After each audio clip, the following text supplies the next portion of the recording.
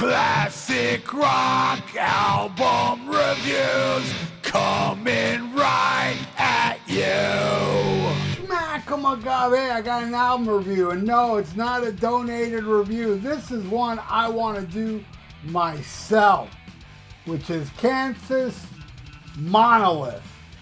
An amazing album.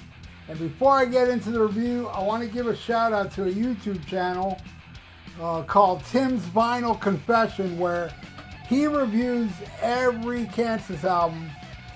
And it's a cool channel, man. And he also wrote a book called Let It Be Your Guide, the Kansas Album Review. It's all about Kansas, and it's a damn fine read. And I got mine off Amazon, and so could you. So check it out if you're a Kansas fan. You will enjoy that book. Okay, so let's get into this album. This album's very special to me. It wasn't the first Kansas album I bought, but it was the first Kansas album I bought when it was brand new. I did own Left Overture, which is still my favorite Kansas album. I think it's just a beyond amazing album.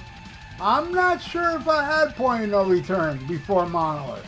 I could have, but I'm not sure. It's been a long time.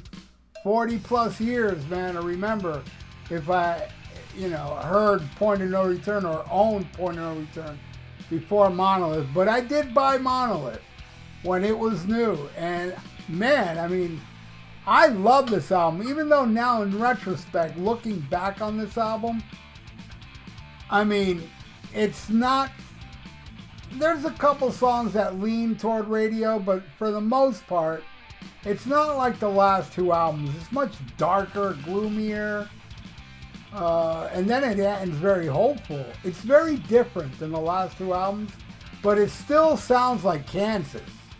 Unmistakably Kansas, but it's got more of a darker swing, darker move, and it doesn't really sound like, a multi-platinum album. Like, we're a multi-platinum band, so here's our next multi-platinum album. This album, I think by now, may be one platinum. Because back in the day, it was pretty up there. It didn't hit platinum, but it was getting there. So after all these years, I'm pretty sure it may be platinum. But yeah, after two multi-platinum albums and then a live platinum album, they released this more dark album, And it's also the last one to have that classic Kansas sound. But in this album, it's a bit more challenging to get into. It's like, it's the first album Kansas produced. And this album, for the first time, Kerry Livgren and Steve Walsh wrote separately. Like this whole album, it's either a Steve Walsh song or a Kerry Livgren song. And there's one song that features three co-writers, which I'll talk about when we get there.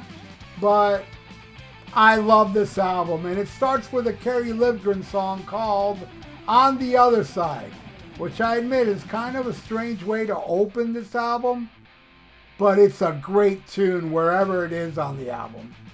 Steve Walsh is in great form, man. His vocals on this album, I think, are his best vocals ever. I really do. He really does lift the bar on his vocals on most of this album. And this one's one of them, man.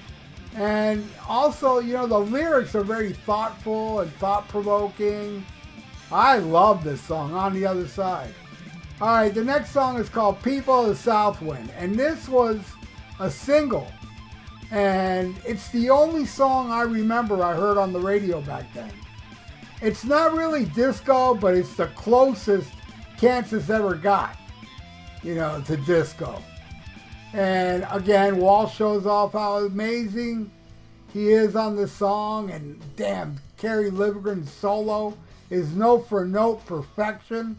I love this song. And this would be probably the most commercial song on the album. So I understand why it was the first single, because there's nothing like this song on this album, because the rest of the album, pretty dark, man. Like the next song, Angels Have Fallen. Now this one is Steve wrote. This is one that Steve wrote alone, and I love Robbie's amazing voice starting off the song. And then Walsh comes in and belts it out. You know, and again, that guitar solo is pure ear candy. Angels Have Fallen's a great tune, man. Love it. All right, the next one, probably one of the most heaviest Kansas songs. How My Soul Cried Out For You. And this one, Steve Walsh wrote. And it doesn't sound like Kerry Livgren would write a song like this. But it's heavy, man. The whole band is on point. Dave Hope's bass playing is killer on this song. And Livgren kills it at the end. And it's an odd song. And, you know, it's like rocking, and all of a sudden it stops. And you hear a little dinner party, like a huge dinner party. Then people gasp when glass breaks. And then it goes into a killer drum solo from Phil. And it's just an amazing, this is an amazing heavy tune. I love How My Soul Cries Out For You. All right, now we flip the album over with a song called A Glimpse From Home, where Kerry Livgren wrote this. And it's got a very regal intro. Then Steve comes in and it's a killer rockin' tune.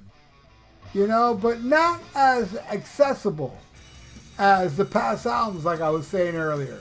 It takes time to grow on you, this song. I mean, for me it did. Now I get it. This song rules. All right, then we go to a Steve Walsh song called Away From You. And this song is a masterpiece. It's a complicated song, but it's a gem. I think this song and album sounds better today than it did before.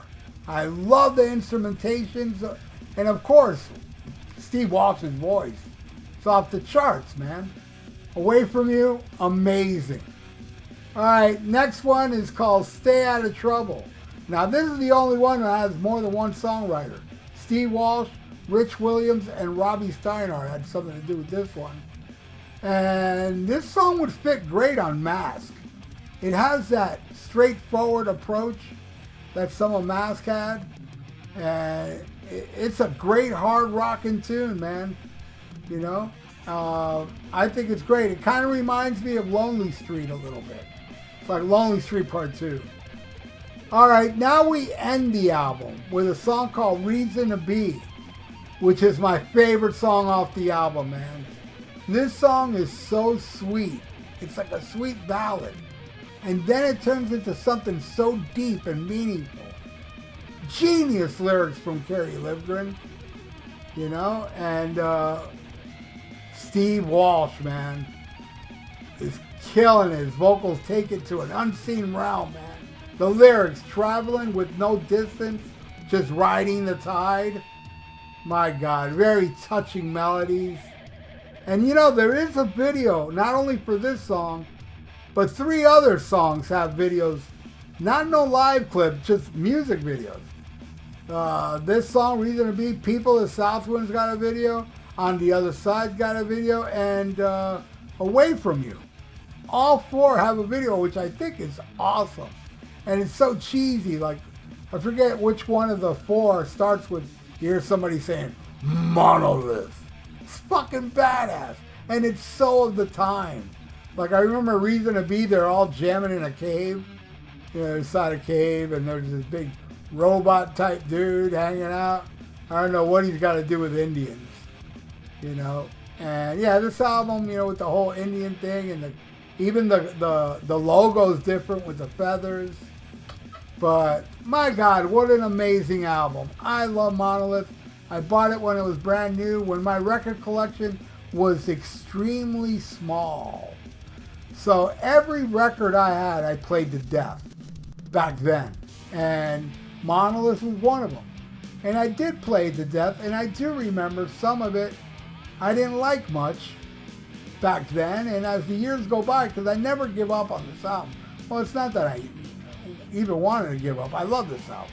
But I end up now, after all these years of constantly playing this album, I now love every single damn track off it.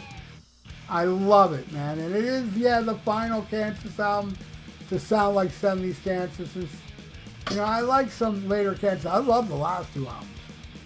Audio Visions was cool. Power, you know. But to me, it's all about the 70s Kansas, because that's when I discovered it with the Leftoverture album, which I still feel is one of the greatest albums ever done, man. The Wall. That song, The Wall. Miracle Out of Nowhere. Cheyenne's Anthem, man. What's on Your Mind? Carry On My Wayward Son. I can go on and on about that album, but you know what?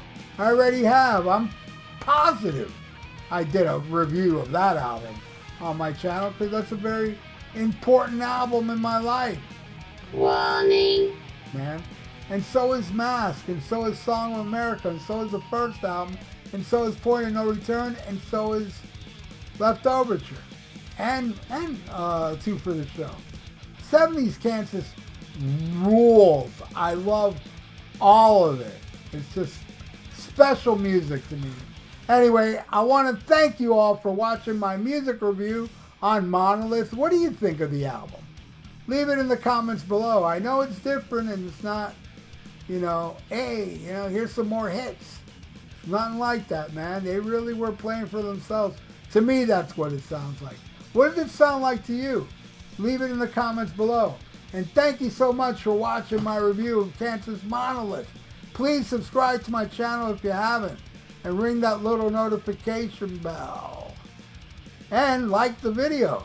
That would be good for the YouTube algorithms. So stay frosty. Listen to Black Sabbath and Kansas Monolith and smack 'em a gob.